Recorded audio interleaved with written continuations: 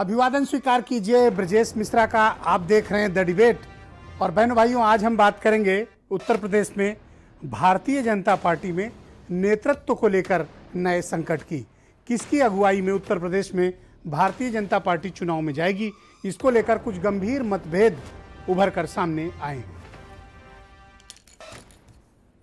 उत्तर प्रदेश में भारतीय जनता पार्टी के भीतर आप इन दिनों महसूस कर रहे होंगे कि कुछ अजीब सा चल रहा है, कुछ अलग चल रहा है, कुछ राजनीतिक चल रहा है और कुछ खेमेबंदी हो रही है, कुछ बाड़ेबंदी भी हो रही है। और नेतृत्व को लेकर उत्तर प्रदेश में एक शून्यता का दौर चल पड़ा है। उत्तर प्रदेश में किसकी अगुवाई में भारतीय जनता पार्टी अगला विधानसभा चुनाव लड़ेगी, ये एक छोटा सवाल है, लेकिन बीजेपी के नेताओं के लिए यह रॉकेट साइंस हो गया है। इसका जवाब अलग अलग है, कॉम्प्लिकेटेड है। दिल्ली और लखनऊ के बीच बैठकों का दौर जारी है। लखनऊ से लगातार अलग अलग आवाजें आ रही हैं, लेकिन दिल्ली दोनों आवाजों पर शांत है। यह एक महत्वपूर्ण बात है।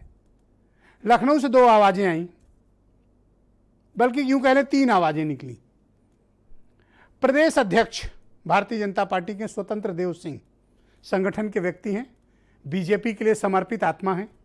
उनका यह दावा है कि अगला चुनाव जो विधानसभा का चुनाव है वो मुख्यमंत्री योगी आदित्यनाथ की अगुवाई में लड़ा जाएगा। और स्वतंत्र देव सिंह ये बयान 4 बार दे चुके हैं। कितनी बार? 4 बार।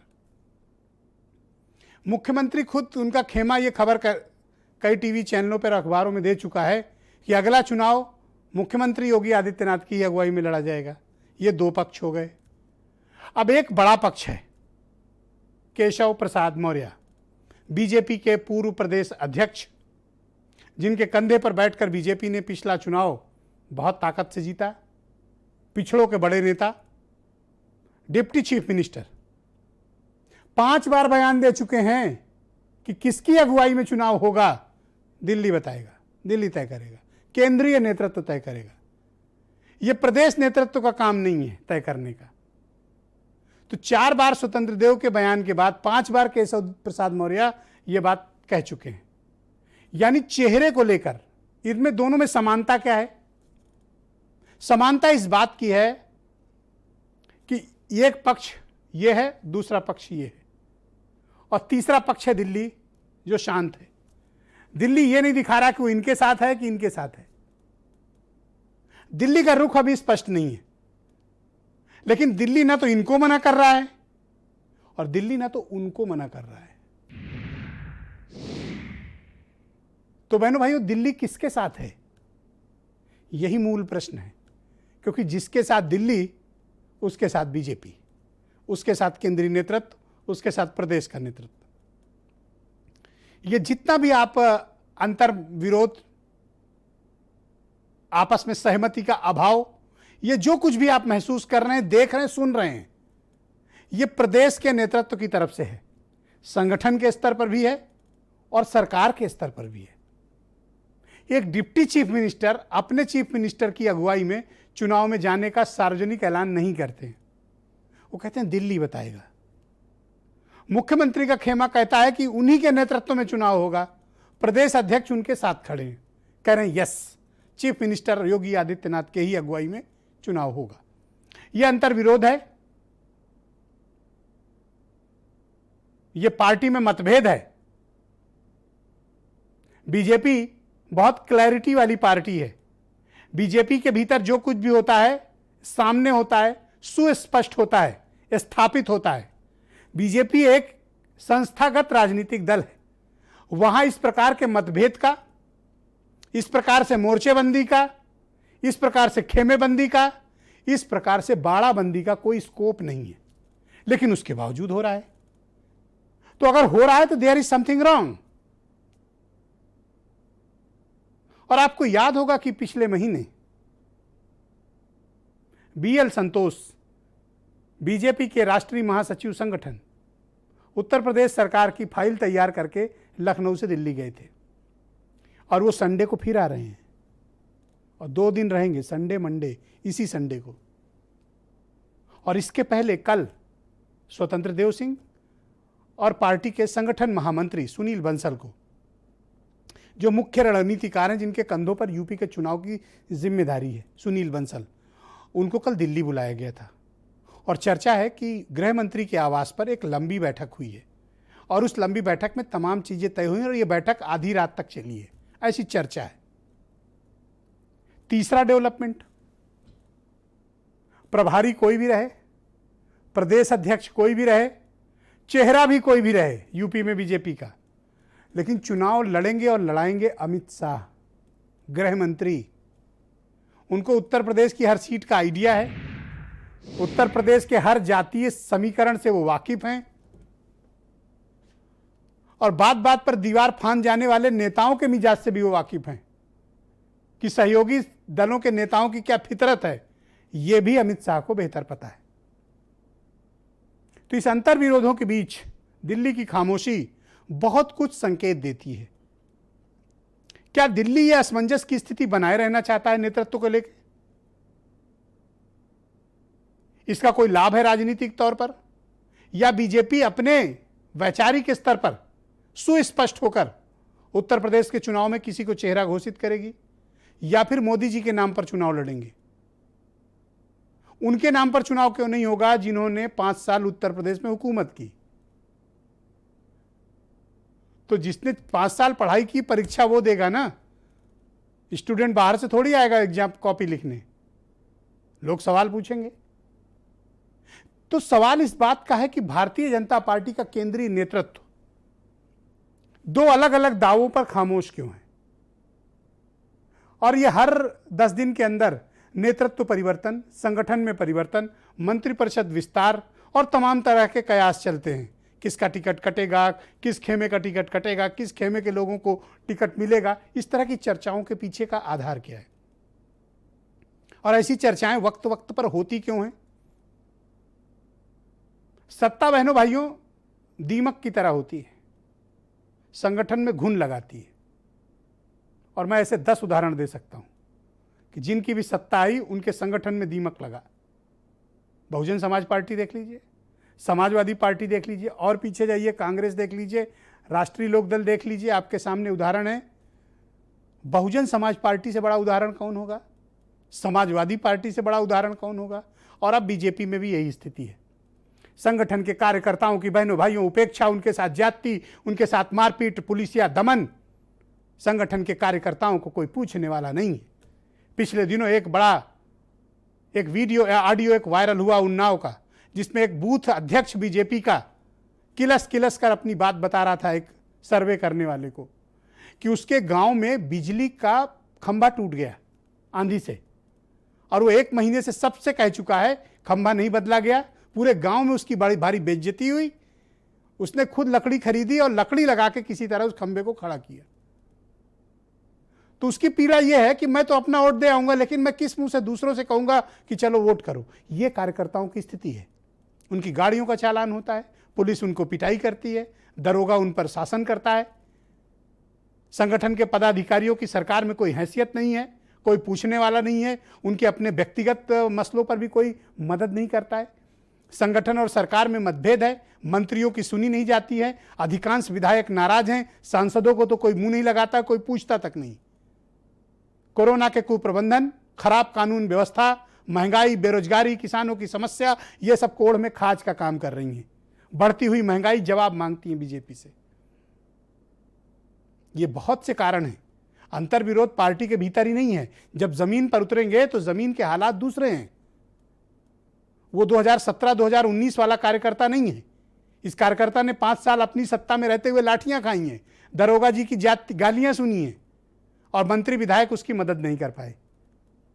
तो ऐसे में कौन कार्यकर्ता बहुत सक्रिय होकर अपनी जान जोखिम में डालकर बूथ से वोट निकालकर, घरों से वोट निकालकर बूथ तक पहुंचाएगा? बीजेपी के लिए आने वाले समय में परिस्थितियां आसान नहीं है। अंतर विरोध अगर लखनऊ में है, अंतर विरोध अगर दिल्ली में है, तो अंतर विरोध बूथ में भी है बीजेपी के। आपको आने वाले समय में यह स्पष्ट परिलक्षित होगा। तो क्या बीजेपी को यह बात पता नहीं है? तो बहनों भाइयों, मैं आपको बताना चाहता हूं कि बीजेपी को सब पता है, दिल्ली को सब पता है। दिल्ली को हर वो बात पता है जो मैं आपको बता रहा हूं, और दिल्ली को वो सब भी पता है जो हमें और आपको नहीं पता। दिल्ली में बीजेपी का इंटेलिजेंस सिस्टम बहुत स्ट्रांग है, उनको हर एक बात पता है। बूथ के कार्यकर्ताओं के साथ क्या हो रहा है, विधायकों के साथ क्या हो रहा है, मंत्रियों के साथ क्या हो रहा है, सरकार कैसे काम कर रही है, संगठन का क्या कार्यक्रम है, हर एक चीज की जानकारी दिल्ली को है। पर आश्चर्य का विषय है कि दिल्ली एक्ट क्यों नहीं कर रहा है, यह $1 मिलियन क्वेश्चन है। जब दिल्ली को सब पता है कि बीजेपी कार्यकर्ता जो देवतुल्य कार्यकर्ता उनके साथ यह हुआ, कोरोना काल में जो दुर्दशा भारतीय जनता पार्टी के कार्यकर्ताओं की हुई, 5 विधायक मारे गए, 3 मंत्री मारे गए, अपने ही लोगों को बीजेपी के लोग बचा नहीं पाए। तो ऐसे में प्रश्न तमाम खड़े होते हैं। तो इतनी जानकारियां होने के बाद भी केंद्रीय नेतृत्व का चुप रहना और लखनऊ में अंतर्विरोध, नेतृत्व को लेकर एक रूपता नहीं, ये कई प्रश्न खड़े करते हैं। क्या बिखरी हुई बीजेपी अपोजिशन का सामना कर पाएगी, और करेगी तो उसके पास रणनीति क्या है? क्या सिर्फ अमित शाह के कंधे पर चुनाव लड़ा जाएगा? क्या सिर्फ सुनील बंसल के कंधे पर चुनाव लड़ा जाएगा? बीजेपी के पास 2022 की रणनीति क्या है? हम इसी विषय पर बात करेंगे। 2 बयान सुने आप।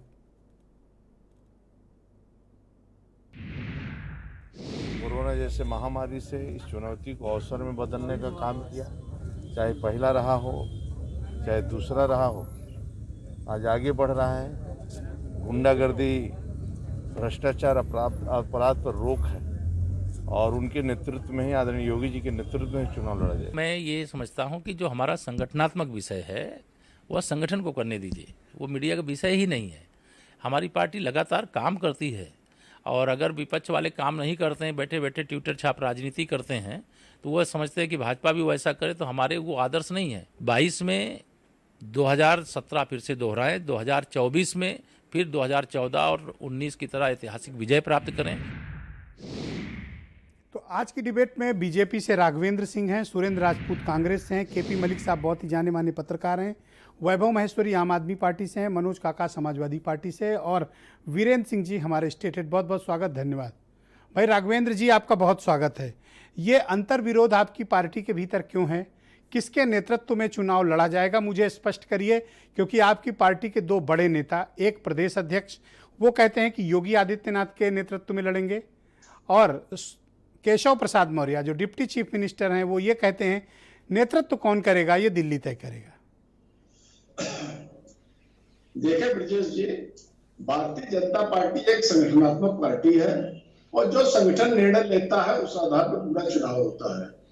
क्या योगी आदित्यनाथ जी जब मुख्यमंत्री बने तो क्या योगी जी के चेहरे पर उत्तर प्रदेश का चुनाव हुआ था? ऐसा नहीं है। भारतीय जनता पार्टी का प्रत्येक कार्यकर्ता, बूथ का कार्यकर्ता से लेकर के प्रदेश स्तर तक के कार्यकर्ता, सभी अपने प्राणपण से लग करके चुनाव जिताते हैं। हमारे यहाँ जो भी निर्णय होता है संगठनात्मक निर्णय होता है।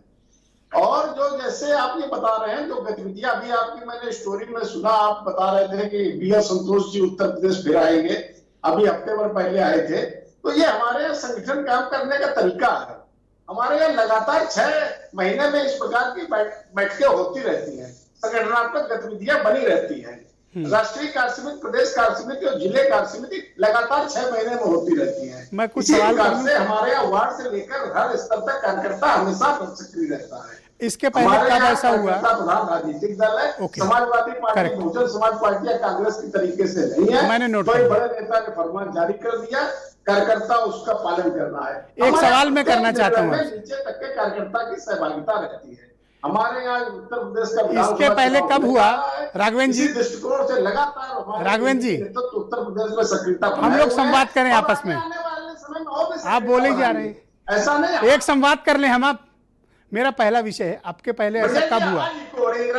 हाँ, मैं ठीक कराता हूँ। मेरा एक प्रश्न है आपसे, इसके पहले ऐसा कब हुआ कि कोई राष्ट्रीय संगठन महामंत्री लखनऊ आते हैं और चिटकनी चढ़ा के बंद कमरे में उत्तर प्रदेश सरकार के 12 मंत्रियों और 2 डिप्टी चीफ मिनिस्टर से मिलते हैं? ऐसा कब हुआ इसके पहले? ब्रजेश जी, ये संगठन का काम है, इसे कृपया संगठन को करने दीजिए। लगातार होता रहता है। हमें लग रहा है ये चुनाव है, उत्तर प्रदेश विधानसभा का चुनाव, इसलिए आपकी महीन नजरें हैं। इस तरीके के संगठन के गतिविधियां हमारे यहाँ लगातार होती रहती है। अभी दिसंबर के महीने में हमारे राष्ट्रीय अध्यक्ष जी आए थे, बिल्कुल इसी तरीके से बैठकें होती हैं। आपस में हम लोग आपस में बात करते हैं, एक दूसरे का दुख दर्द समझते हैं, क्या कमियां हैं उसमें चर्चा होती है, क्या उपलब्धियां उसमें चर्चा होती हैं, और भी संगठन के जो विषय। तो मुझे आप एक बात बता दो, मैं 2 सिंपल क्वेश्चन करूंगा आपसे। चुनाव है, भाई राघवेंद्र जी, दो सिंपल प्रश्न हैं। ओके, मैं सहमत, आपकी सब बात जायज, आपकी सब बात जायज, मैंने मान ली। मेरे दो सवाल का जवाब दे दो। आपकी पार्टी, हाँ मैं ठीक कराता हूँ, ठीक हो रहा है, तब तक आप सुन लें सवाल। स्वतंत्र देव सिंह और केशव मौर्य के बयान अलग अलग क्यों हैं? जी, अरे देखिए, हमारे यहाँ संगठन का चुनाव संगठन लड़ता है।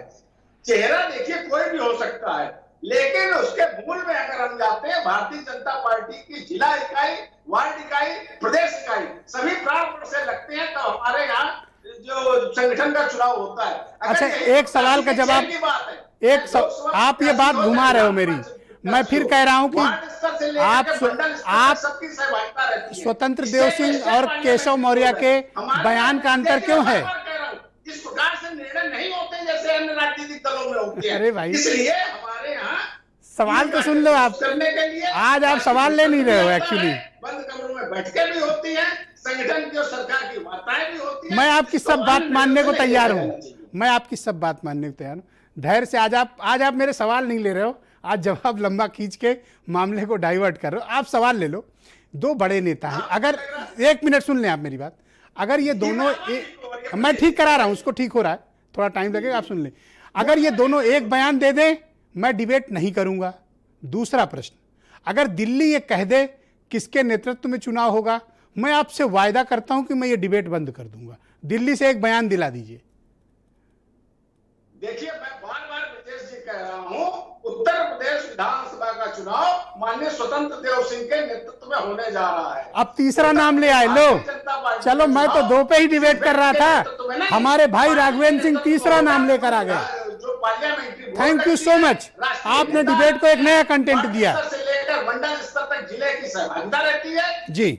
हमारा जो है लोकतांत्रिक व्यवस्था है। ओके, तो अब तीन कंटेंडर।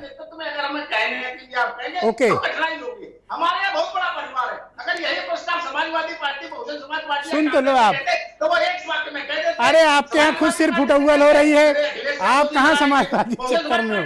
आज सवाल तो लो। नेता होंगी, लेकिन भारतीय जनता पार्टी से अगर ये प्रश्न करते हैं तो निश्चित रूप से हमें कहने में कठिनाई होगी। ओके, अब राघवेंद्र सिंह के बयान के बाद अभी तक तो मैं मान के चल रहा था कि दो कंटेंडर हैं, पर थैंक यू राघवेंद्र जी कि आप एक तीसरा नाम लेकर आए, स्वतंत्र देव सिंह। आपने कहा उनकी अगुवाई में चुनाव होगा। स्वतंत्र देव सिंह कहते हैं योगी जी की अगुवाई में होगा, और केशव मौर्य कहते हैं दिल्ली बताएगा। तो अब तीन बात हो गई। प्रदेश अध्यक्ष जी के नेतृत्व में उत्तर प्रदेश का चुनाव होने जा रहा है। Thank you. ओके भाई मनोज जी, आप मुझे बताइए कि ये चल क्या रहा है बीजेपी के भीतर? क्या ये सत्ता की लड़ाई है, क्या ये कुर्सी की लड़ाई है, या अधिकार की लड़ाई है, या पुराने किए गए वायदे पूरे न कर पाने के कारण ये आपस में छिड़ा संग्राम है? बीजेपी में ये जो चल रहा है वो बीजेपी में अब आपने जब बताया घेराबंदी, और घेराबंदी से एक बड़ा शब्द का आपने इस्तेमाल किया कि बाड़ेबंदी भी हो रही है। तो बाड़ेबंदी तब होती है जब अपना सब कुछ लुट जाने का भय होता है। तो बीजेपी में जो हम लोगों के देखने से चल रहा है, वो बीजेपी में ये चल रहा है कि बाबा वर्सेस मोदी गैंग चल रही है बीजेपी में। अब क्या होगा, जो मुख्यमंत्री यशस्वी मुख्यमंत्री हुआ करते थे, उन मुख्यमंत्री को उनके जन्मदिन के शुभ अवसर पर देश के प्रधानमंत्री और गृह मंत्री ने उनको बधाइयां नहीं दी। तो उसी से बहुत सारी चीजें स्पष्ट हो गई। इन्होंने बताया राघवेंद्र भाई ने कि 6 महीना पे मीटिंग होती थी। ठीक बात है, लेकिन 6 दिन पे तो नहीं होती थी ना। अभी बीएल संतोष तो 6-7 दिन पहले यहां से गए हैं, तो अब 6 दिन पे आप वही सवाल है क्यों हो रही है। लेकिन एक रामायण में चौपाई है कि जासु राज प्रिय प्रजा दुखारी, सो नृप अवश्य नरक अधिकारी। तो अब ये चाहे जो कर लें, जो कोरोना की पीड़ा आपने दिखाई है, और उत्तर प्रदेश में बेरोजगारी दर 47% है, महंगाई जो दर है, जो थोक महंगाई दर है, वो 12 पॉइंट समथिंग हो गई है। उत्तर प्रदेश की जीडीपी जो पूरे देश के जीडीपी में सर्वोच्च होती थी, वो अब आप माइनस में चली गई है। तो और ये हो रहा है कि उत्तर प्रदेश में जब वैकेंसी हो रही, झगड़ा हो रहा था 2017 में, ये तो बड़े मजे ले रहे थे। नहीं, झंझट तो इनके घर भी आ गया। इसीलिए मैंने कहा सत्ता दीमक है। हाँ, ये इससे हम सहमत हैं, लेकिन हम किसी के झगड़े से मजा नहीं लेना चाहते हैं। हम जो उत्तर प्रदेश के आम जन की जो तकलीफें हैं कि जब उत्तर प्रदेश के एक यूनिवर्सिटी में भर्ती होती है तो 17 में से 13 एक जात के लोगों का कौन सी ऐसी विलक्षण प्रतिभा आ जाती है कि सिर्फ एक जात के लोगों का ही उसमें सिलेक्शन हो जाता है। तो अब तो जो कॉन्फ्लिक्ट है वो दिखाई रहे हैं। अब दो ही था, आज इन्होंने कह दिया कि अब स्वतंत्र देव के भी समर्थन में, जो मुख्यमंत्री के साथ उप मुख्यमंत्री उनको मुख्यमंत्री मानने को तैयार नहीं है। तो उत्तर प्रदेश की आम जनता ने तो देखा ही है कि किस भयावह हालात और बर्बरता का उत्तर प्रदेश की जनता ने सामना पर ये किया है। कहते हैं हमने कोरोना का प्रबंधन बहुत अच्छे से किया है, तो ये जो मर गए लोग थे ये कहाँ के थे? अब देखिए, मैंने तो कोरोना को पढ़ा और लिखा ही नहीं, हम लोगों ने कोरोना को बहुत करीब से देखा है और भोगा है। उत्तर प्रदेश में कोरोना की हालात ये रही कि हरिश्चंद्र घाट और बनारस के मैदागिन घाट पे, वहां इतिहास में और किसी काल में ऐसा नहीं हुआ होगा कि वहां के डोम भाइयों ने भी यह मना कर दिया कि भगवान अब कितना, अब कैसे क्या होगा हम नहीं। और वो उन घाटों पे जिस पे एक एक दो दो लाशें गिरती आती हैं, उस घाटों पे बलुआ घाट है, उस घाट पे 150-200 लाशें आई। और आपसे बता दें, जो लोग भी उत्तर प्रदेश में कोरोना के हालात से पीड़ित हुए हैं और जिन कोई मोहल्ला बचा होगा, भले घर बचा होगा, कोई मोहल्ला नहीं बचा है जिसने बर्बरता और भयावह दौर नहीं देखा। और जो आपने तकलीफें लोगों को दिखाई, मैं आपको और पूरे जनमानस की तरफ से साधुवाद देना चाहूंगा कि कम से कम आपके चैनल ने पूरे देश के लोगों को दुर्व्यवस्था और कुव्यवस्था दिखाया। वो लोग आपको अपने तकलीफ में भागीदार मानते हैं। जिस माँ गंगा में, ममतामयी स्नेहमयी माँ गंगा जो जीवन तारण के लिए जानी जाती थी, उन माँ गंगा में जब लाशें उतरा गईं और ढेर लग गया, और आप लोगों ने जब बहुत सारे चैनलों ने दिखाया कि ऑक्सीजन की और हॉस्पिटल की कमी है, तो उस दुख से मर्माहत होने के बजाय योगी सरकार ने यह कहा कि जो वो दिखाएगा उसके खिलाफ FIR की जाएगी। तो ये आपका उन्मादी व्यवहार और उदासीनता उत्तर प्रदेश की जनमानस ने देखा है, उसने देखा है। शुक्रिया सुरेंद्र राजपूत, हमारे साथ कितनी बर्बरता हुई है। और चाहे आप जो कर लें, अब आपकी सरकार जाने वाली है और लोग बहुत स्नेहमयी भाव के साथ अखिलेश यादव जी की सरकार का इंतजार कर रहे हैं। Thank you Surendra Rajput ji. ये भारतीय जनता पार्टी के भीतर ये क्या चल रहा है? देखिए, मैंने तो आज ये सोचा था कि भाई दो लोगों के बीच मुकाबला है, पर मैं शुक्रिया करूंगा अपने दोस्त और आपके भी मित्र राघवेंद्र सिंह का कि ये तीसरा कैंडिडेट भी सामने लेकर आए। अब 3 लोग, स्वतंत्र देव सिंह, योगी आदित्यनाथ, केशव प्रसाद मौर्य। चल क्या रहा है बीजेपी के भीतर? एक बड़ा पुराना सा शेर याद आ गया ब्रजेश भाई, कहते हैं ना कि चेहरे पे भाई राघवेंद्र भाई, आपका टाइम हो गया, आप रुक जाओ, पहले राउंड में इंटरप्ट ना करो। होने वाला है। हाँ ठीक है, ओके, अब पहले राउंड है, आपने अपनी बात रख ली। अब सुरेंद्र जी से कोई दुश्मनी हो तो अलग बात है। नहीं, कोई लड़ाई है इनसे? कहते हैं ना कि चेहरे पे सारे शहर के गर्दो मलाल है, जो दिल का हाल है वही दिल्ली का हाल है।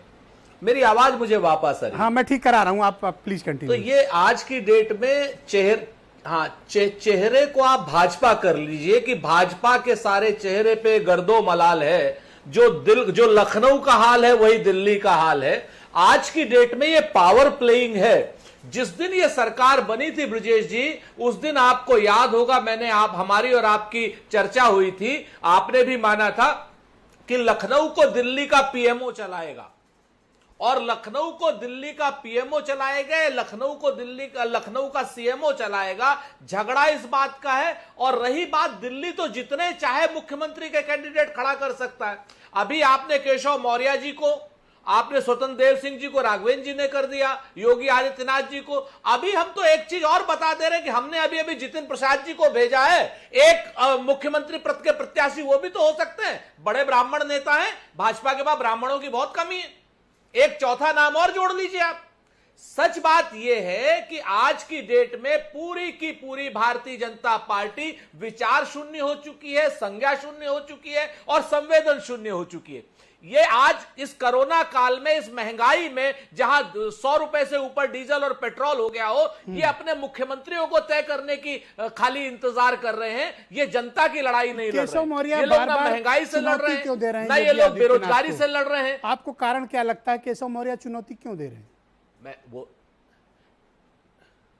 चूंकि योगी आदित्यनाथ जी ने चुनौती दी है खुलेआम दिल्ली को, उन्होंने प्रधानमंत्री श्री मोदी जी को चुनौती दी है, खम ठोक के चुनौती दी है। एक अंग्रेजी दैनिक को साक्षात्कार में उन्होंने कहा कि अगला चुनाव मेरे नेतृत्व में होगा। आप मुझे बता दीजिए ब्रजेश जी, याद करके, आपका लंबा दौर रहा है पत्रकारिता का, कि कभी किसी मुख्यमंत्री ने कहा हो कि मेरे चेहरे पे चुनाव होगा? हाँ बिल्कुल कहा है, आज मैं तक बता कहा सकता हो, हूं। आज से मुलायम सिंह 7-8 यादव दिन ने पहले कहा, मायावती ने कहा। जी जी, देखिए, मुलायम सिंह यादव जी को, मायावती जी को या अखिलेश यादव जी को, उनका क्षेत्रीय दल है, उनको कहने की आवश्यकता नहीं है। मैं राष्ट्रीय पार्टियों की बात कर रहा हूं। उनका तो चेहरा वही है ही है, कोई कहने की बात नहीं है। वो अपने पार्टी के सर्वमान्य नेता हैं, सर्वोच्च नेता हैं, इसलिए वो कहें या ना कहें, उन्होंने कभी नहीं कहा कि मेरे चेहरे पे होगा। उन्होंने कहा पार्टी लड़ेगी। भाई, कांग्रेस और भाजपा में मुझे बता दीजिए, आज तक किसी एक आदमी ने कहा, इवन नरेंद्र मोदी जी ने कहा हो, पार्टी तय करती है, पार्टी कहती है कि इनके नेतृत्व में ये चुनाव अंतर होगा। विरोध कभी बीजेपी भी के भीतर इंडिविजुअल क्या है? आदमी नहीं क्या कहता ये कि मेरे सत्ता की नेतृत्व में लड़ाई है, चुनाव होगा। क्या ये नेतृत्व की लड़ाई है, या बंटवारे की लड़ाई है, ये क्या है? शुद्ध, ये बंटवारे की लड़ाई है, सत्ता की लड़ाई है। जिसके पास सीएमओ का घर रहेगा, सीएमओ की चाबी रहेगी, उसके पास मलाई रहेगी। सीधी सीधी सी बात है। क्योंकि अगर ये सब नहीं होता और जनता की सेवा की बात होती, तो कोरोना काल में ये लोग इस तरीके की लड़ाई लड़ रहे होते। आपके सामने है जिस तरीके की लड़ाई, जितनी ऑल टाइम लो लड़ाई ये लोग लड़ रहे हैं आपस में नेतृत्व के संघर्ष के लिए। क्या ये मतलब जनता की सेवा के लिए? जनता की सेवा तो विपक्ष में रह करके भी की जा सकती है। श्रीमती प्रियंका गांधी जी के नेतृत्व में कोरोना, अच्छा, मैं एक सवाल आपसे करना चाहता हूं और मैं ये उम्मीद करूंगा कि आप ईमानदारी से उसका जवाब देंगे। कांग्रेस से चीफ मिनिस्टेरियल कैंडिडेट यानी मुख्यमंत्री पद का प्रत्याशी कौन होगा? इनके पास 3 है, आपके पास क्या है?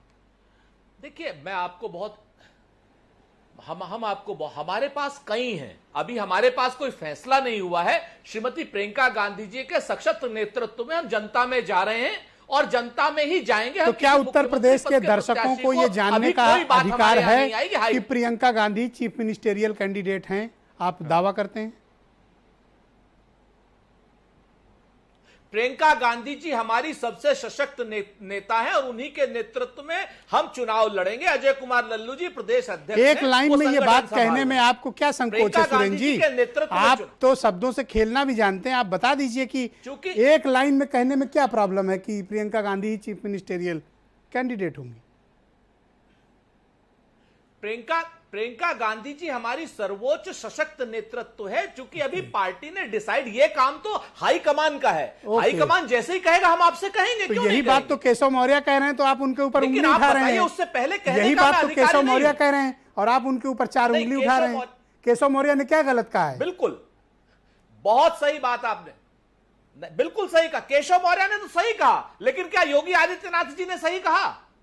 योगी आदित्यनाथ जी पे प्रश्न उठा रहे हैं ना कि अंग्रेजी दैनिक को दिया गया साक्षात्कार कि मुख्यमंत्री के नेतृत्व में चुनाव होगा और वो दिल्ली को फॉल इन लाइन कर रहे हैं। ये विद्रोह है। केशव मौर्य जी का विद्रोह थोड़े है। केशव मौर्य जी ने तो अच्छी बात कही। केशव मौर्य जी ने तो बेचारों में कहते हैं ना कि घी ने सवारी रोटियां और बड़ी बहू का नाम। इतनी मोहब्बत कहां से उमड़ रही है जी? अरे पिछड़ों को गले मिलके रोने न लगना केशव मौर्य से। किसको दे दिया? गले मिलके रोने डालना है ना कि घी ने सवारी रोटियां और बड़ी बहू का नाम। करेक्ट है। ओके, नहीं, आपकी बहुत पुराना, कोई परिचय नहीं है, बड़ा पुराना लेकिन ये अपने आप में सच है कि, हाँ, पर मुझे पक्का लग रहा है कि अगर अभी केशव मौर्य आपके सामने होते तो आप उनसे लिपट कर फूट फूट कर रोते।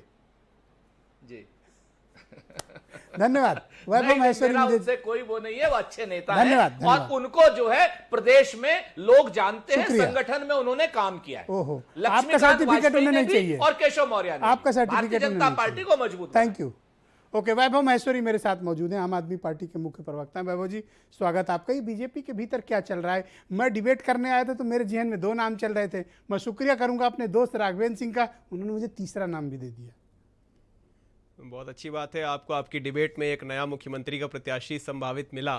लेकिन हालात ये हैं कि दौड़ भाग बहुत ज़्यादा इसलिए मची हुई है कि अनरेस्ट है। और अनरेस्ट इसलिए है ब्रिजेश जी की 3-4 बहुत बड़े बड़े तांडव से यूपी की जनता गुजरी है, पूरे देश की जनता गुजरी है और खासकर यूपी की जनता गुजरी है।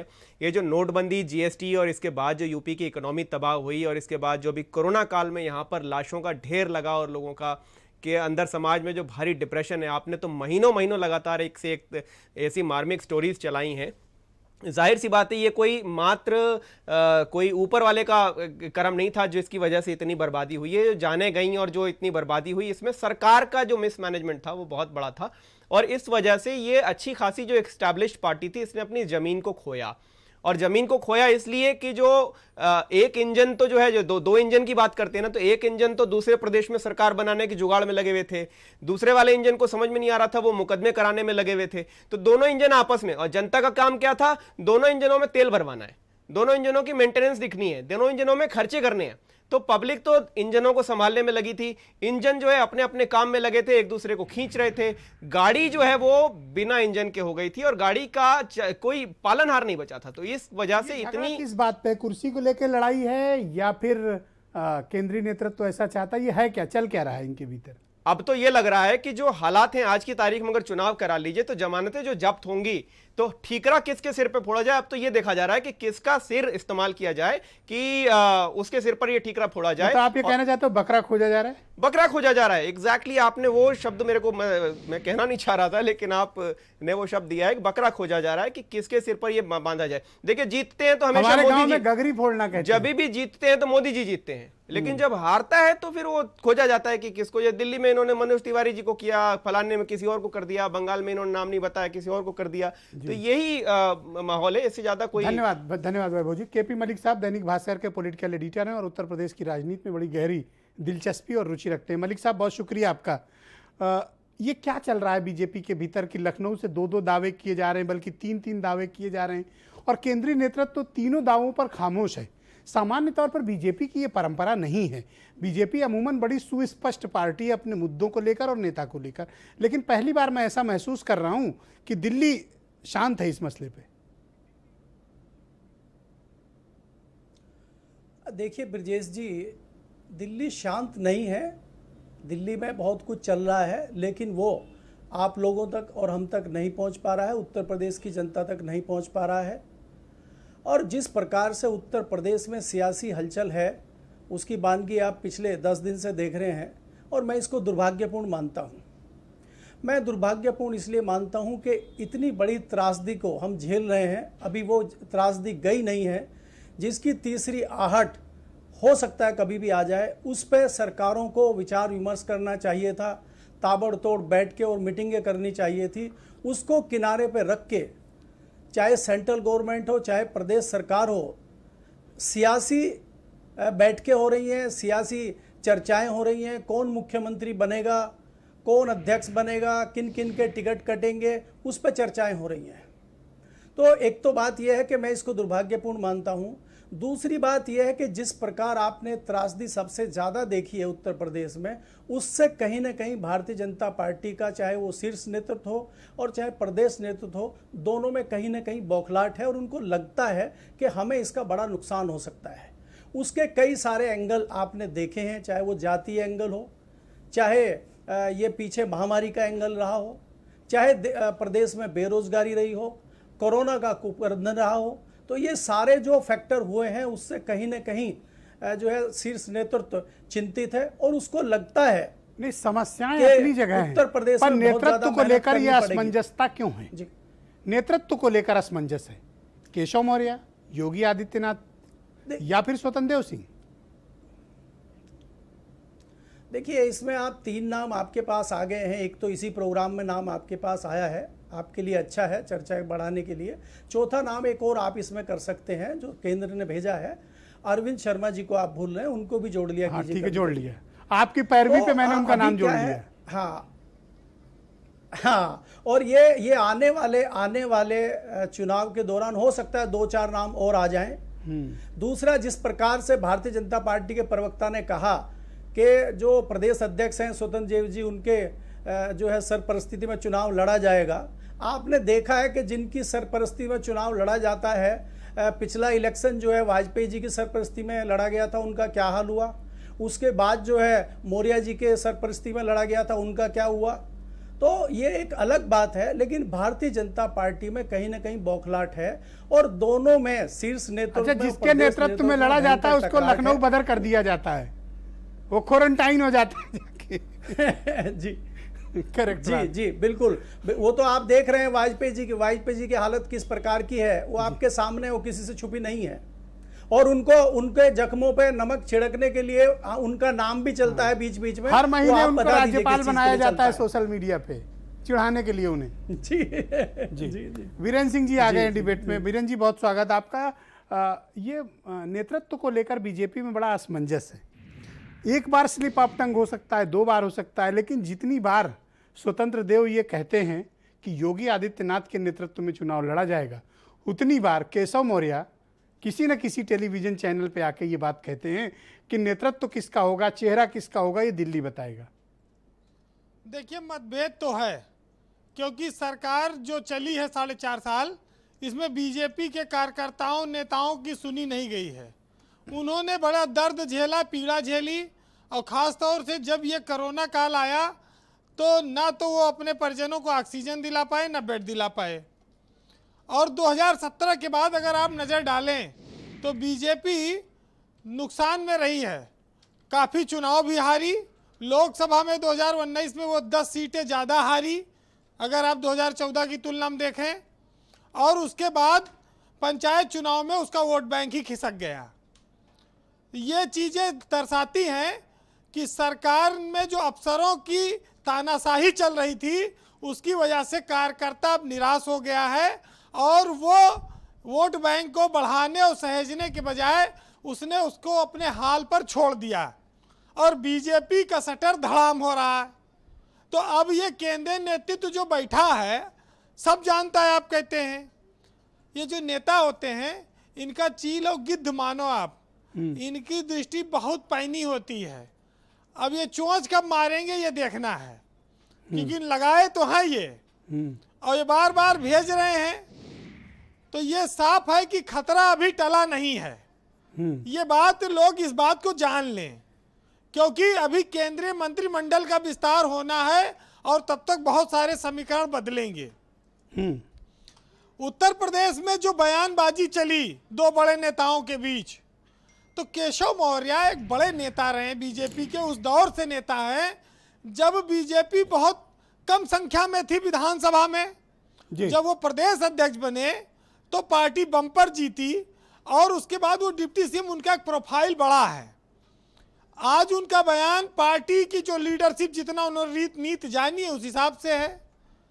स्वतंत्र देव सिंह जो बयान दे रहे हैं वो मुख्यमंत्री के सम्मान को और बचाने के लिए, बढ़ाने के लिए दे रहे हैं। वो अपनी दोनों जगह सही हो सकते हैं, और दोनों को पसंद करने वाला अपना एक अलग वर्ग हो गया है बीजेपी में, और वो जानता है कि कौन सही बोल रहा है कौन झूठ, ये सबको पता है।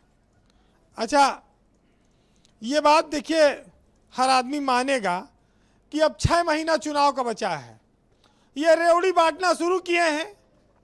ये बताइए कि इस रेवड़ी से लोगों के घाव पर कितना मरहम लगेगा। ये लाल बत्ती जो बांट रहे हैं 4.5 साल में मिला नहीं। उत्तर प्रदेश में बीजेपी के पास जमीन पे लड़ने के लिए सरकार की कौन कौन सी उपलब्धियां हैं ये तो बताना पड़ेगा ना। अब पर कार्यकर्ता पदाधिकारी तो संतुष्ट होंगे, सांसद विधायक मंत्री तो संतुष्ट होंगे। कैसे संतुष्ट हो जाएंगे? वहां पर अलीगढ़ के इजलास में विधायक का कुर्ता फाड़ दिया गया, भूल गए आप? वहां पर बस्ती में ले जूता चल गया, दे जूता चल गया, वहां पर वो भूल गए लोग। मणिलाल पाटीदार जैसा एक आईपीएस अफसर हत्या कराकर पैसा वसूलता है, भ्रष्टाचार की पराकाष्ठा देखी नहीं आपने?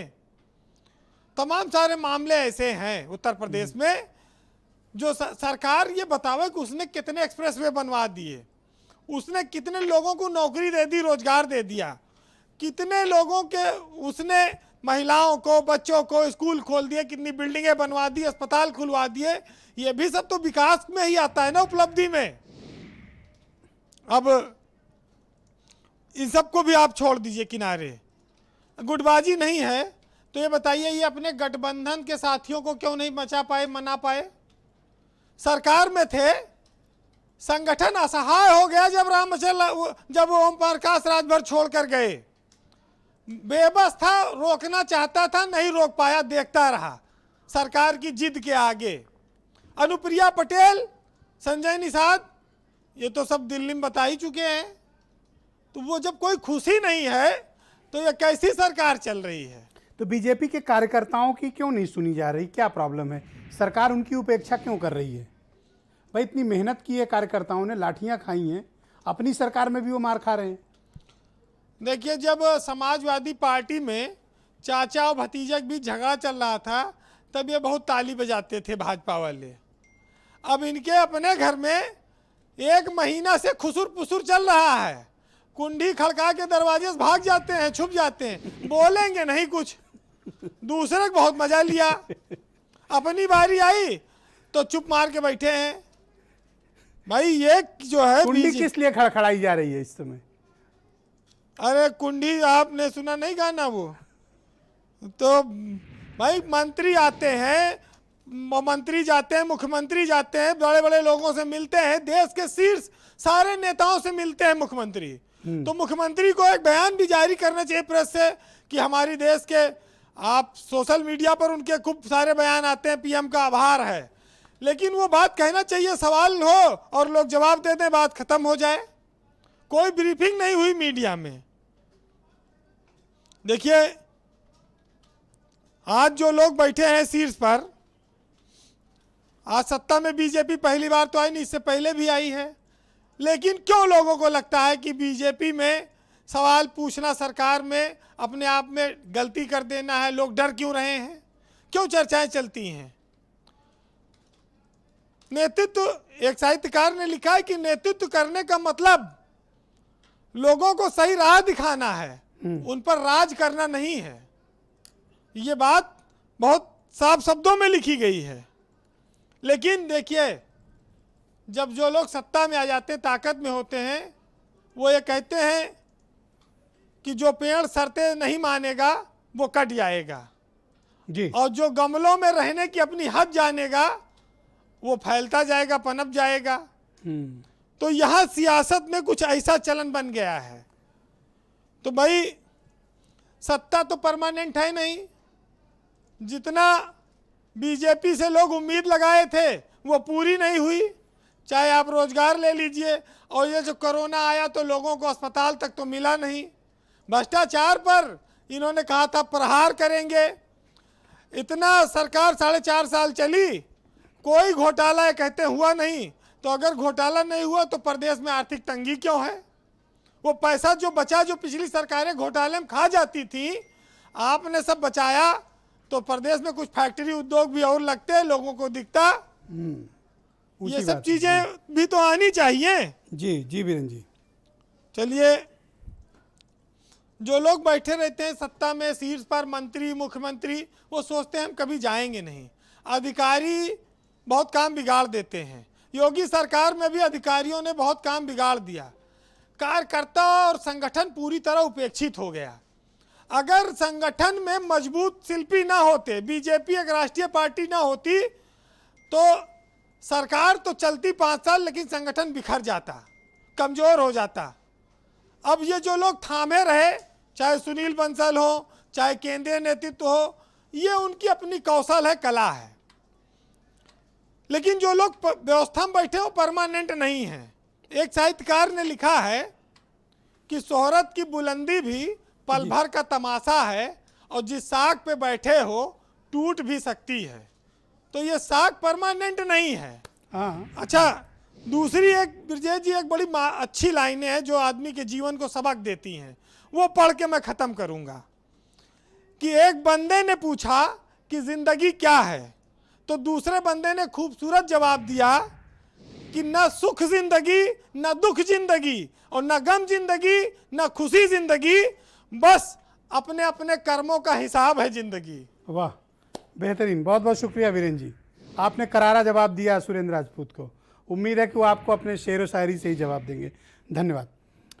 मैं राघवेंद्र सिंह को आमंत्रित करता हूं, भारतीय जनता पार्टी के प्रवक्ता। राघवेंद्र जी, अब से ठीक 9 दिन पहले मैंने इसी विषय पर डिबेट आयोजित की थी, जब दिल्ली और लखनऊ के बीच संग्राम छिड़ा था। उस डिबेट में आप मौजूद थे और आपने एक स्टेटमेंट दिया था। मेरे पास वो रिपोर्ट आ गई है आपकी, मैंने इस दौरान मंगवा ली थी रिपोर्ट। और आपने सुविचारित रूप से, बहुत सोच समझकर, ठंडे दिमाग से इसी डिबेट पर आपने कहा था कि अगला चुनाव मुख्यमंत्री योगी आदित्यनाथ के नेतृत्व में लड़ा जाएगा।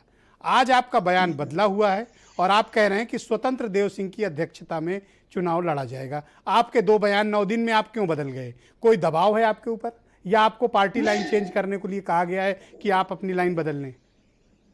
ऐसी बात नहीं है, मेरी दोनों बातें सही है। देखिए, उत्तर प्रदेश दो के बातें मुख्यमंत्री माननीय योगी आदित्यनाथ जी ही रहने वाले हैं, तो सरकार का नेतृत्व माननीय योगी आदित्यनाथ जी करने वाले हैं, स्पष्ट हो गई एक बात। और संगठन के प्रदेश अध्यक्ष स्वतंत्र देव जी ही रहने वाले हैं, तो संगठन का नेतृत्व स्वतंत्र देव सिंह ही करने वाले हैं। आप मेरे एक सवाल का जवाब दे दें, मैं कोई असमंजस भरे सवाल नहीं करूंगा आपसे, वायदा, कोई गुगली क्वेश्चन नहीं होगा। आप केवल ये बता दें अगला चुनाव किसके चेहरे पर आप लड़ने जा रहे हैं? देखिए, भारतीय ये बात देखिए कठिन हो जाता है, ये बात कहना हमारे कठिन क्या है मेरे दोस्त? आपने स्वयं कहा था कि योगी जी के नेतृत्व में लड़ेंगे, आज आप कह रहे हैं कठिन सवाल कर रहे हो। पार्टी के नेतृत्व में चुनाव होगा, इसमें वार्ड अध्यक्ष लेकर प्रदेश अध्यक्ष सभी की अलग अलग जिम्मेदारी होती है, सभी का कर्तव्य महत्वपूर्ण होता है। हमारे राजनीतिक दल समाजवादी पार्टी, बहुजन समाज पार्टी और कांग्रेस की तरीके से नहीं है। आपने कह दिया किसके नेतृत्व में होना, मैंने कह दिया मायावती या मुलायम सिंह या अखिलेश के नेतृत्व में होना है। अगर आप ये बात, वैसे मैं राघवेंद्र सिंह की सराहना करता हूं कि वो हमेशा पार्टी लाइन पर चलने वाले व्यक्ति हैं।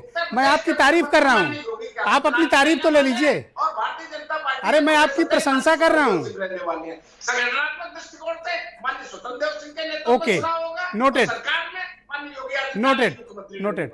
मैं राघवेंद्र सिंह की प्रशंसा करता हूं कि ये ऐसे नेता हैं जो अपनी बात कभी नहीं रखते हैं, हमेशा पार्टी लाइन पर चलने वाले प्रवक्ता, और मैं इनको अप्रिशिएट करता हूं कि 9 दिन पहले जो बात कह रहे थे, अब नई पार्टी लाइन कुछ होगी, शायद वही कहना चाह रहे होंगे।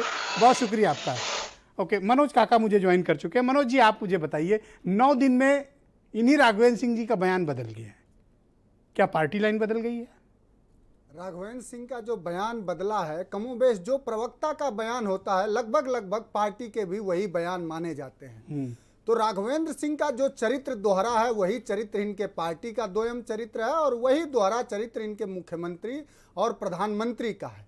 और इसी चरित्र को लेकर के देश भर में जब लोग आर्काइव से वो रिपोर्ट निकाल रहे हैं कि एक समय में तो मोदी जी कहते थे कि देश कैसे चलता है इसको मैं जानता हूं, अगर ये 100 दिन से महंगाई बढ़ रही, अब बेतहासा महंगाई है, डीजल पेट्रोल 100 रुपए के पार है, और जब से बंगाल चुनाव के रिजल्ट आए हैं, ये पहली ऐसी सरकार होगी कि अनवरत 1.5-2 महीने से अनवरत अपना मूल्य बढ़ा रही है। तो यही दोहरा चरित्र इनका है, इनके विचार और व्यवहार में कभी भी एका नहीं रहा है। लेकिन सवाल जो आपके स्टेट हेड ने किया, सवाल वही है कि उत्तर प्रदेश के लोग पूछ रहे हैं कि रोजगार कहाँ है। उत्तर प्रदेश 69,000 भर्ती का नौजवान पूछ रहा है कि हमको नियुक्ति कब होगी। 5800 समथिंग बैकवर्डों के साथ जो ज्यादती हुई, जो उनकी सीट छीनी गई, उनके साथ न्याय कब होगा। उत्तर प्रदेश के लोग ये जानना चाह रहे हैं कि जो लोग हमारे मर गए उनके लिए कोई क्या व्यवस्था अभी सरकार करेगी, जो लोग अनाथ हो गए उनके लिए कोई व्यवस्था है सरकार के पास। आज भी आप ही के चैनल ने दिखाया है कि अलीगढ़ में भूखमरी है, बरेली में भूखमरी है। तो अब तो उत्तर प्रदेश की जनता पूछ रही है कि जो गड्ढा मुक्त सरकार बात करती थी, अब तो सारे जगह, सारे पूरे उत्तर प्रदेश के, मैं आपको, आप जिला बता दें मैं सड़क बता दूंगा, हर सड़कों पे गड्ढे ही गड्ढे हैं। तो अब 4.5 साल का वक्त बीत गया, अब रोजगार कब मिलेगा? तो आदमी अपनी कुर्सी सेव करे कि आपके गड्ढे भरवाए, बताओ क्या करे?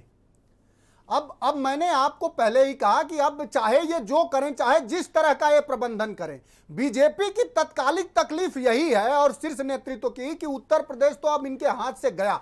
उत्तर प्रदेश की जनता जो कोरोना में बर्बरता और भयावह दौर झेली है, वो भूलेगी नहीं। और किसानों के साथ जो अन्याय हुआ, आज 200 से ज्यादा दिनों से किसान बैठा है, 500 से ज्यादा किसान शहीद हो गया, तो ये पूरा देश देख रहा है। थैंक यू मनोज जी, शुक्रिया। आज तो सुब्रमण्यम स्वामी ने ये सवाल खड़ा किया कि वैश्विक स्तर पे भी देश के जो सुरक्षा है वो भी खतरा में। सुरेंद्र राजपूत जी, अब यही पूरा धन्यवाद देश देख रहा है, धन्यवाद वाले हैं, चाहे जिस तरह का भी प्रबंधन। धन्यवाद सुरेंद्र राजपूत जी।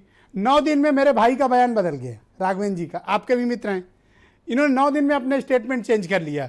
9 दिन पहले ये एकदम स्क्रीन फाड़ के कह रहे थे योगी आदित्यनाथ के नेतृत्व में होगा, पर आज ये कहते हैं कठिन सवाल ना करो मिश्रा जी, तो मिश्रा जी क्या करें, आप बताओ। इसका कारण मैं नहीं घुमा रहा दोस्त, बताता हूं, आज ही मेरे को कैसी बात की, यू आर माई फ्रेंड, आप मेरे दोस्त हैं, मैं सवाल क्यों घुमाऊंगा। ये फोटो भेजी है एक गोरखपुर से, जी। आप चाहें तो इसको जूम इन करके दिखा हाँ, क्या है इस फोटो में, ये हाँ देख रहे ये हैं, फोटो है योगी आदित्यनाथ जी की अपने कार्यकर्ताओं के साथ। देख ली ठीक है, ये देख लीजिए आप इसको। हाँ देखा ये है। देखिए, इसमें कहीं पर भी भारतीय जनता पार्टी का झंडा लगा हो, कहीं पर भी। उत्तर प्रदेश के मुख्यमंत्री की फोटो है जिसमें भारतीय जनता पार्टी का झंडा लगा हो, मोदी जी की फोटो लगी हो, या क्या नाम किसी भी उसकी लगी हो। आपके सामने गोरखपुर की मटकी है, कहना क्या अपने चाहते हैं? कार्यकर्ताओं के साथ है। ये इसका जवाब है जो इन्होंने 9 दिन पहले जो कहा था, उसके बाद जब इन्होंने चुनौती, मुझे ऐसा लगता है कि जब से इन्होंने देनी भारतीय जनता पार्टी का झंडा डंडा हटा दिया।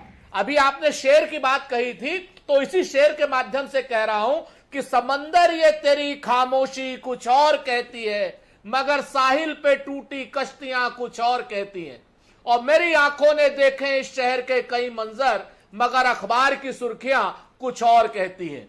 इनके अंदर जो घट रहा है, योगी जी पूरी तरीके से चुनौती दे रहे हैं। उन्होंने देखिए गोरखपुर मठ में जो मीटिंग की, झंडा डंडा सब हटा दिया, आपके सामने है। और जो मुझे बताया गया है कि ये फोटो लेटेस्ट है, कल परसों की है, शायद गोरखपुर में थे योगी जी, ऐसा मुझे बताया गया है। आप चाहें तो मैं फोटो भेज दूंगा। तो इससे बड़ा अरे स्पष्ट दैनिक है कि जागरण दिल्ली अखबार और में छपी लखनऊ है, का जो सत्ता ये हिंदू संघर्ष युवा है। वाहिनी की मीटिंग थी।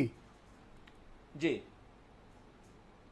सर, क्या हिंदू युवा वाहिनी के नेता हैं योगी आदित्यनाथ जी? मुख्यमंत्री भाजपा के हैं या हिंदू युवा वाहिनी के? आपके पेट में बताइए दर्द ना क्यों हो मुझे। रहा है? कौन सी हिंदू युवा वाहिनी? आपके को पेट तो में मर्ज क्यों कर दर्द हो चुके रहा हैं है? वो। हिंदू युवा क्या वाहिनी वहां की पर मीटिंग भाजपा करें, का झंडा नहीं होना चाहिए? आपके उत्तर पेट में प्रदेश- क्या दर्द है? हमारे पेट में कोई दर्द नहीं, जनता जवाब मांगती है। जनता कहती है कि हमें क्लियर कर दीजिए भाई कि हमें किसके नेतृत्व में लूटना है। हमें योगी आदित्यनाथ जी के नेतृत्व में लूटना है, अरविंद शर्मा के नेतृत्व में लूटना है, जितिन प्रसाद जी के नेतृत्व में लूटना है, या क्या नाम केशव मौर्य जी के नेतृत्व में लूटना है। अभी तो जनता केशव मौर्य लूटने की के लिए तारीफ कर तैयार रहे थे, अब बैठी है। गरियाने लगे। जनता भय से, भूख से, भ्रष्टाचार से, बेरोजगारी से, थैंक यू, शुक्रिया आपका, धन्यवाद। वैभव महसूरी बेरोजगारी से तंग है, कोरोना से तंग है। जी, उत्तर प्रदेश में जिस वक्त सरकार को लोगों की दुख तकलीफ को समझने, लोगों तक मदद पहुंचाने की आवश्यकता है, मैं देख रहा हूं कि कुर्सी की लड़ाई चल रही है। ब्रिजेश जी बिल्कुल ठीक कह रहे हैं आप, और कुर्सी की लड़ाई भी इस हद तक पहुंच गई है कि योगी जी को अपने पीएम पे भरोसा नहीं है, पीएम को अपने सीएम पे भरोसा नहीं है, और दोनों के बीच में जो कन्फ्लिक्ट है वो बहुत साफ साफ दिखाई पड़ रहा है। आपको याद होगा इसी स्टूडियो में बैठकर जब हम उत्तराखंड की बात कर रहे थे और बीजेपी के प्रवक्ता साफ साफ डिनाई कर रहे थे कि वहां कुछ नहीं है, और अगले ही दिन वहां पर अरे मेरे ऊपर तो चिल्ला रहा था वो आदमी, बिल्कुल मुझे याद क्या है। फर्जी अब डिबेट पूरा करते परिवर्तन हो, हो कुछ गया। नहीं है, और तो- क्या कर रहे हो, वो बहुत चिल्लाया था मेरे ऊपर। तो अगले दिन मैंने उनको बुलाया, बेचारे बड़े शर्मिंदा थे। कहने का मतलब ये है कि सब कुछ हो रहा है, यानी कि खाली ऐसा नहीं है कि खाली प्रवक्ता को दिखाई नहीं पड़ रहे, तो नीचे जो बूथ का जो कार्यकर्ता है जिसने अपनी इज्जत को दांव पे लगाकर अपनी पार्टी के लिए वोट मांगा, वो जानता है कि क्या खेल चल रहा है। मेरा सीएम मेरे पीएम की नहीं सुन रहा, पीएम उसका काम नहीं होने दे रहा, वो उसका काम नहीं होने दे रहा, वो उसका फोटो हटा रहा है, वो उसका फोटो हटा रहा है। तो कार्यकर्ता क्या होता है कि जिम्मेदारी लेता है अपनी गली में कि जब मेरी सरकार आएगी तो मैं तुम्हारे काम करवाऊंगा। अब मैं अपने सारे कार्यकर्ताओं को, ये वास्तविक लड़ाई है कि नूरा कुश्ती है ध्यान भटकाने के लिए? नहीं, लड़ाई तो क्या वास्तविक है, अब तो हालात बड़े खराब हैं। अब तो मालूम है कि दोनों की ईगो के क्लैश में जो पब्लिक का जो नुकसान हुआ है जान और माल का, और पब्लिक का जो बुरी तरह से आर्थिक रूप से और सामाजिक रूप से जो नुकसान हुआ उत्तर प्रदेश को, उसकी भरपाई अभी चुनाव तक तो नहीं कर पाएंगे। हालांकि उसकी भरपाई तो जिनके जीवन चले गए हैं वो तो कभी भी नहीं हो पाएंगे। लेकिन आपको बताऊं कि एक प्रवक्ता की हैसियत क्या होती है, बताता हूं कि अगर यहीं पर बैठकर मैं बोलता हूं अपने साथियों को, आप गली में जाकर प्रचार करिए, जाके सबको बोल दीजिए उत्तर प्रदेश की बिजली पूरी तरह से फ्री होने जा रही है, आम आदमी पार्टी को वोट दीजिए। अगर सरकार आने के 7 दिन में बिजली फ्री ना हो जाए तो कहिएगा। ये ताकत होनी चाहिए ऊपर से लेकर नीचे तक सभी लोगों की, लेकिन ये गैप है इनके बीच में, और इस गैप की वजह से आज केपी मलिक साहब, मैं आपसे जानना चाहता हूं सर, ये जो कुछ भी बीजेपी के भीतर चल रहा है, ये पार्टी उसकी अनदेखी कर रही है, ये नूरा कुश्ती है, या फिर ये वास्तविक लड़ाई है और कुछ होगा, या फिर ये सिर्फ पॉलिटिकल जेस्चरिंग तक ही मामला सीमित रहेगा? नहीं, देखिए ब्रजेश जी, ये नूरा कुश्ती नहीं है, ये सीरियस लड़ाई है और इसका अंजाम भी होगा और हमें कुछ दिनों में रिजल्ट भी दिखेगा। ये जितनी संभावनाएं लोग व्यक्त कर रहे हैं उसमें एक दिन ब्रेक लगेगा। मुझे लगता है कि अगले हफ्ते ही केंद्र में भी रिसफल होगा, जिसमें मैं 2 नाम तो कंफर्म बता सकता हूं, जैसे आपके आसाम के मुख्यमंत्री हैं पूर्व, और ज्योतिरादित्य सिंधिया को एडजस्ट किया जाएगा। कुछ और लोग भी होंगे, उनके नाम अभी स्पष्ट नहीं आ रहे हैं। दूसरा, उत्तर प्रदेश में भी मंत्रिमंडल विस्तार होगा, जिसकी संभावनाएं लगाई जा रही है कि जल्दी होगा। उसमें भी 2 नाम कंफर्म हैं आपके, जिसमें से एक में अरविंद सिंह जी का नाम है, अरविंद शर्मा जी का नाम है, और दूसरे जो कांग्रेस से मेहमान आए हैं जितिन प्रसाद जी, उनका भी नाम है। बाकी और लोगों को भी किया जाएगा।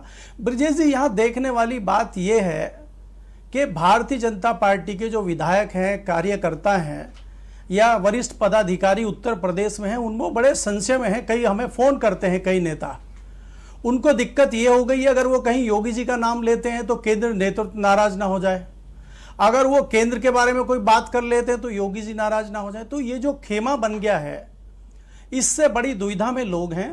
दूसरी चीज़ ये है कि जिस प्रकार की हमें आशंका है और वो होने वाला है कि आने वाले चुनाव में जो अभी विधायक हैं उनके लगभग 50% विधायकों के टिकट काटे जाएंगे।